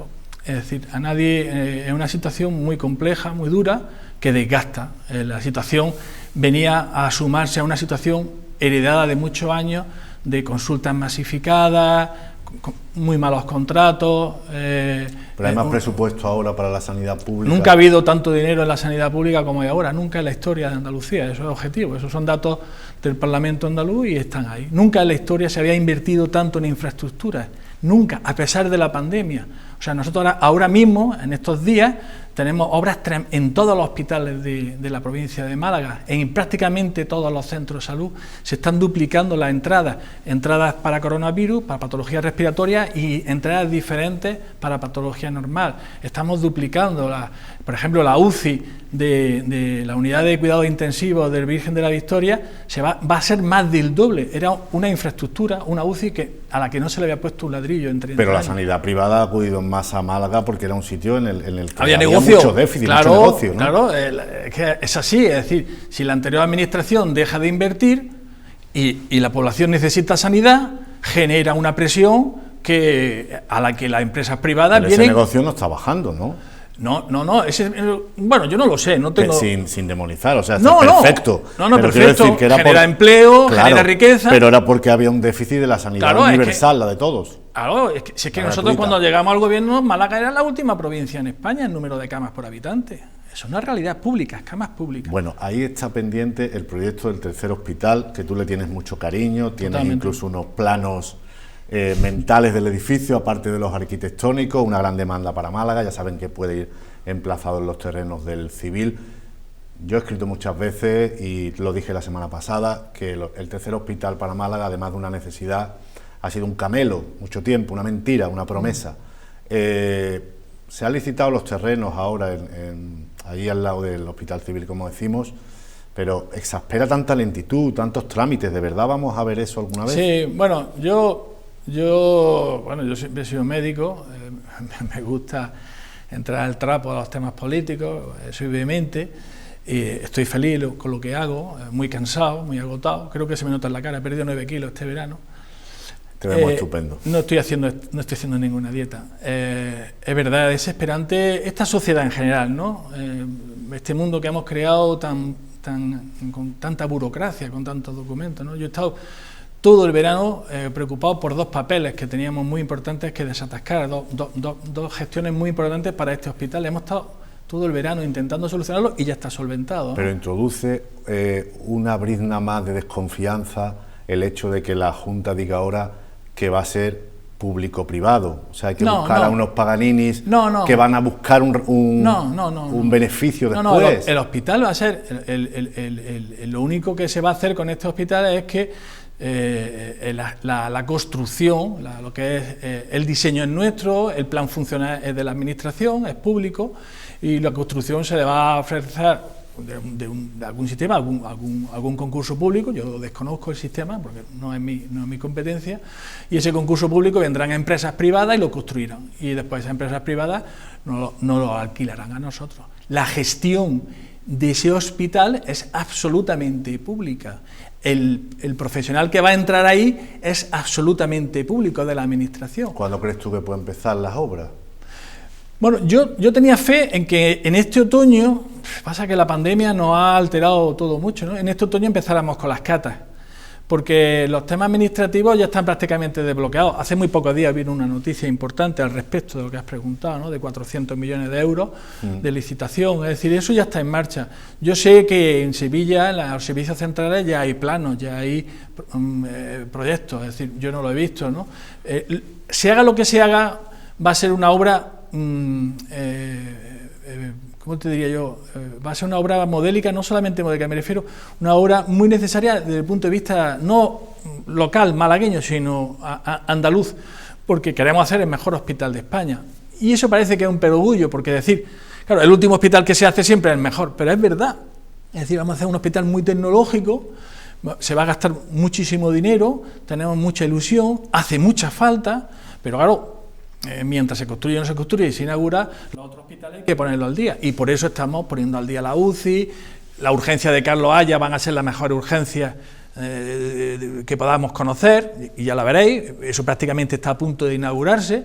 Allí no se ponía un ladrillo desde 1975. Y ya se va a inaugurar. Esto queda... Inmediato, ¿no? El verano nos ha retrasado un poco, la pandemia nos ha retrasado un poco, teníamos pensado inaugurarla para mitad de verano, bueno, quizás nos retrase un par de meses, pero las urgencias yo te aseguro que da gusto verlas. Yo soy médico y la verdad da ganas de decir, yo me quiero venir aquí a trabajar porque es una infraestructura brillante y está muy bien manejada y pilotada por la gerente, por María del Mar Vázquez, que de aquí les doy las gracias porque está haciendo un trabajo brillante. Oye, Carlos, también en tu vertiente más científica, ¿no? Como médico, ¿cómo están los datos en Málaga? Los conocemos, pero en relación con otras provincias o en otras comunidades, ¿cómo aventuras tú la evolución? Andalucía es la quinta comunidad autónoma por abajo, ¿no? En número de casos, en número de infectados. Realmente el índice acumulado lo tengo aquí, lo voy a decir, no me lo aprendí de memoria. Ahora mismo la tasa de incidencia en Andalucía es 154,16 casos por 100.000 habitantes, repito, 154 casos por 100.000 habitantes, y la media de España son 286. Sí, estamos muy lejos de la media y muy lejos de otras comunidades autónomas que están sufriendo la pandemia de una manera mucho más dura. Y eso es por un motivo muy sencillo. Nosotros estamos haciendo miles de test, miles. Y por eso nuestra atención primaria, nuestros médicos de familia están tan agotados, porque no paran de rastrear, de preguntar, de buscar dónde están los posibles contagios. Y cada vez que encontramos y hacemos un test y sale un resultado positivo, inmediatamente ese paciente se confina en su casa, hace su cuarentena y evita contagiar a posibles pacientes que puedan tener un desenlace fatal o una necesidad de ingreso hospitalario, porque hay que decir que el 90-95% de las PCR que estamos haciendo positivas, que salen positivas, son de pacientes asintomáticos, que podían estar aquí con nosotros sin una mala tos, ¿no? Pero ese esfuerzo tan brutal que estamos haciendo, también gracias al robot que metimos, había nada más que 4 robots en España para hacer analíticas, 2 en Barcelona y 2 en Madrid, y con Susana Carillo y la delegación trabajamos mucho y conseguimos traer el 5.º robot de España. Ese robot se hacen 3.000 prácticamente, casi 3.000 PCR diarias, lo que hay que decir que hacemos un trabajo muy grande de rastreo, de búsqueda, localizar esos positivos, confinarlos en sus casas y evitar que contagien a una población mucho más vulnerable. ¿La cuarentena de cuánto crees tú que debe ser? Porque ahora se acorta, ¿no? Sí, se acorta porque en base a lo que vamos conociendo, como es que el virus no lo conocíamos, es decir, esto es inédito lo que ha pasado en el mundo, ¿no? Entonces, conforme vamos conociendo cómo evoluciona el virus también quizás haya mutado algo, ya no necesitamos esos 14 días. Yo creo que a partir de los 10 días, si el paciente está sin síntomas, se puede reincorporar a su vida habitual. Si sigue con síntomas, por supuesto no, y si necesita otras cosas más, pues tendremos que hacerle más pruebas, más test, ingresarlo. Pero en principio, un paciente sin síntomas, a los 10 días se puede reincorporar a su vida habitual. Si la situación se agrava un poco más como medida política de salud pública, ¿dónde podemos ir respecto a posibles confinamientos? Ya vemos lo que está pasando en Madrid, que se aconseja ya no salir de casa, que en algunos barrios se ha prácticamente confinado a la gente. Nosotros estamos preparados para todo, desde hace mucho tiempo. Nos hemos ido anticipando, constantemente anticipando por delante y por delante. Yo le digo a la gente en la delegación, a nuestros compañeros, a los médicos, a los enfermeros en los hospitales, a los gerentes, a todo el mundo que sobreactúa, no te quedes con ganas. Porque y si sí, porque muchas veces dicen, seguro que no pasa nada, no, y si pasa, vamos a sobreactuar. Y de esa manera construimos el hospital de Carranque, tú lo sabes, lo hicimos una semana, allí está fumigado, está sellado. Está en disposición de ser Está en reutilizado, disposición, ¿no? son casi 200 camas, con un TAC dentro, con laboratorio enfrente de Carlos Haya. Es decir, tenemos una capacidad ahora mismo de respuesta inmediata a la mano, ¿no? A la mano. Otras cosas como confinamiento, eso ya depende de la evolución de la pandemia y depende después de otros conceptos que yo desconozco, que no son mi competencia. Comentábamos antes en la tertulia una cierta contradicción entre los mensajes que da la Junta, por un lado la Consejería de Turismo alentando la movilidad, hay que fomentar la movilidad, decían, pero no es lo más acertado ese mensaje, a lo mejor, aunque nuestra industria sea sobre todo el turismo, ¿no? Está ese debate entre economía y salud. Es muy complejo, porque si matamos nuestra gallina de los huevos de oro, después de qué vamos a comer, ¿no? Es decir, es muy complejo tomar decisiones, yo gracias a Dios no estoy ahí, tomar decisiones estrictamente sanitarias y estrictamente económicas, ¿no? Es muy complejo casarlas en algún momento, ¿no? Y es tremendo porque es una realidad que está ocurriendo en todo el mundo. Es decir, en el momento que tú desconfinas una parte de la sociedad o un barrio, una ciudad, para que las familias tengan actividad económica y puedan subsistir, el índice de contagio aumenta, ¿no? Y entonces ese balanceo es muy complejo y ya te digo, no, menos mal que no está en mi decisión, porque si no perdería otros 9 kilos. Uno de los lugares donde más dramáticamente se ha vivido toda esta pandemia son en las residencias de ancianos, ¿no? Donde hemos visto que algunas se han convertido en sitios donde ha habido un brote y por desgracia ha habido muchos fallecimientos. ¿Cómo está ese sector en la provincia? Muchas privadas también. Sí, prácticamente casi todas son privadas, ¿no? Nosotros tenemos, creo que lo tenía por aquí apuntado, 26 brotes en la provincia de Málaga. Hay que considerar brote cuando hay un solo caso. Cuando hay un solo caso, una residencia de mayores, se considera brote. Hemos pasado unos días muy preocupados con algunas de ellas. Son empresas privadas y nosotros hemos mandado allí a nuestros internistas de nuestros hospitales, les hemos dado apoyo, constantemente ayuda, los hemos ayudado a sectorizar. Nosotros creamos la unidad de residencia antes que nadie en España. Esa unidad. Pero habéis dado órdenes precisas, hemos dado órdenes precisas de cómo había que hacerlo todo. Y lo acatan. Totalmente, se ponen en nuestras manos, porque en la primera hora de la pandemia nosotros en Málaga tuvimos unos resultados muy buenos. Bueno, cuando yo digo muy buenos, yo ruego que me perdonen, yo estoy todo el día pidiendo perdón, ya me conocen, ¿no?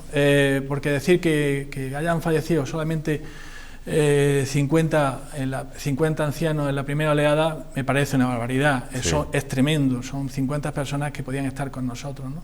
Pero visto lo que ha pasado en el resto de España, que en los que 50 personas, 50 ancianos era lo que morían en una sola residencia, y nosotros tenemos en la provincia de Málaga más de 180 residencias, 180 y algo, instituciones de ese tipo, pues podemos considerarnos muy satisfechos del trabajo que se ha hecho por parte de los trabajadores de las residencias, que enseguida se pusieron en nuestras manos.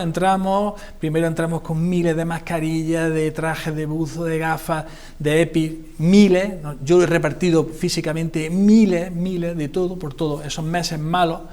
Y después con el trabajo que ha hecho el director de la unidad de residencia, que además de aquí le mando un beso porque además se ha contagiado hace unos días, porque no estamos, los sanitarios no estamos exentos, ¿no? Del virus, no somos inmunes, ¿no? Y está en casa, espero que se recupere pronto. Pues bien, hemos entrado en todas las residencias, le hemos dicho cómo sectorizar, cómo separar, cómo vestir, cómo trabajar con los pacientes, con los mayores infectados, con los sospechosos, y incluso en algunos sitios hemos ido y hemos sacado de allí a los infectados para que dejaran de contagiar, y hemos montado sitios donde residencias medicalizadas, donde han ido nuestros médicos de medicina interna, nuestros especialistas, nuestros enfermeros, y lo hemos medicalizado y lo hemos controlado con unos resultados muy buenos, y ahí estamos. Miles de multas se han puesto en Málaga por no llevar mascarilla, o sea, gente todavía alguna no contenta. Es una pena porque realmente esta sociedad normaliza con demasiada frecuencia las barbaridades. Por ejemplo, hemos normalizado los muertos en la carretera. Hemos estado durante años con una barbaridad de muertos y todos seguimos corriendo en algún momento, haciendo alguna imprudencia en algún momento, ¿no? Saltándonos algún semáforo en amarillo, ¿no? Hemos normalizado esa situación. Hemos normalizado que el tabaco produce cáncer. ¿Cuántos ciudadanos siguen fumando? Y sabemos que estás íntimamente relacionado. Bueno, no me va a tocar a mí. Y ahora en muy pocos meses estamos normalizando la pandemia del virus.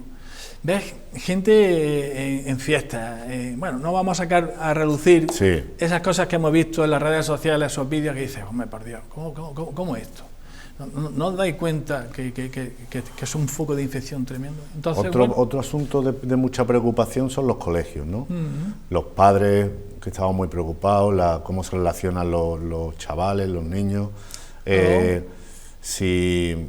cuándo se va a poner en cuarentena y a quién, si da positivo un profesor, un niño, ¿cómo estáis teniendo interacción con educación? Tenemos 2 reuniones semanales. ¿Y cómo está haciendo? Y estamos constantemente monitorizando toda la provincia. ¿Cerró un colegio en La Trinidad, en Lope de Vega? Hay 7 unidades docentes con cese temporal de actividad, porque esos niños siguen estudiando en sus casas por algunos contagios, y de 7, 4 mañana se reincorporan. ¿Por qué? Porque ya han pasado la cuarentena, se han puesto bien y se reincorporan. Vamos a estar todo el año así. Hay que decirlo que no hay que dramatizar, lo estamos controlando. Los niños que se infectan son asintomáticos, la inmensa mayoría de los maestros, los profesores que se contagian, o los trabajadores docentes en los colegios que se contagian son asintomáticos. Tenemos un control exhaustivo.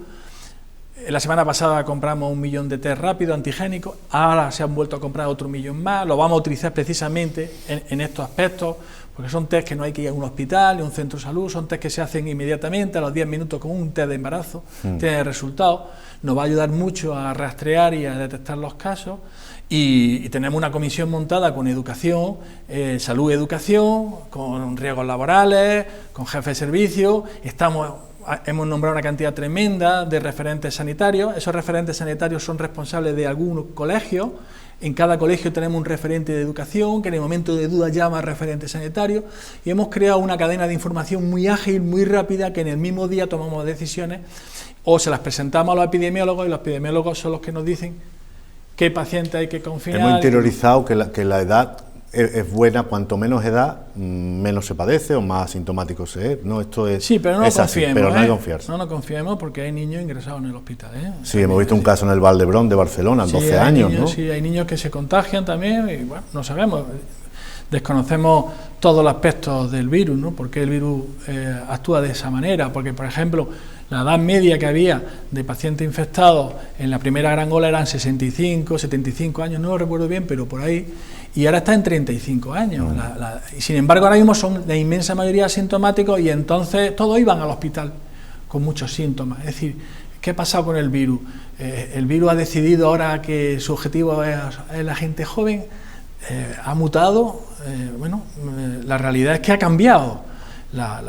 El foco que el virus fue personas mayores, ancianos, inmunodeprimidos, personas vulnerables.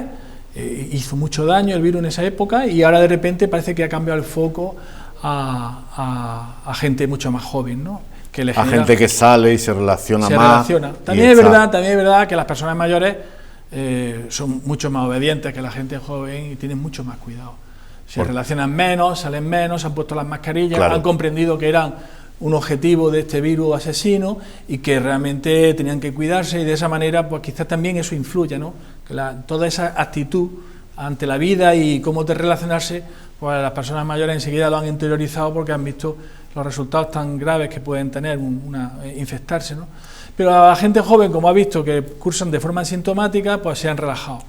Y claro, están metiendo el virus después en sus casas, y en sus casas siempre hay alguien que puede infectarse con fatales consecuencias. En general, los ambientes cerrados, ¿no? Son los más peligrosos, digamos. Totalmente, ¿no? sí. Un ambiente abierto, ventanas abiertas.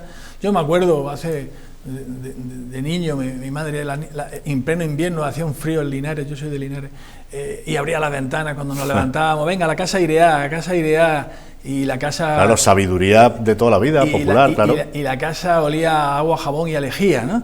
Y ahora resulta que el virus se muere con la lejía, ¿no? Con el hipoclorito sódico. Es decir, ese tipo de actitudes que hemos heredado de nuestros padres no tenían algún tipo de razonamiento la científico. Desinfección, la limpieza, efectivamente. Carlos Bautista, delegado de la Consejería de Salud y Familia de la Junta en Málaga, muchísimas gracias por estar aquí. Muchas gracias a vosotros. Esta noche con nosotros. A vuestra disposición siempre. Ha sido muy clarificador, muy didáctico también sobre esa situación que vivimos en toda España, esa pandemia. Nos despedimos ya, dejamos aquí esta edición de Las Luces de la Ciudad en 7TV y les emplazamos al próximo próximo jueves aquí. Nos veremos. Feliz semana.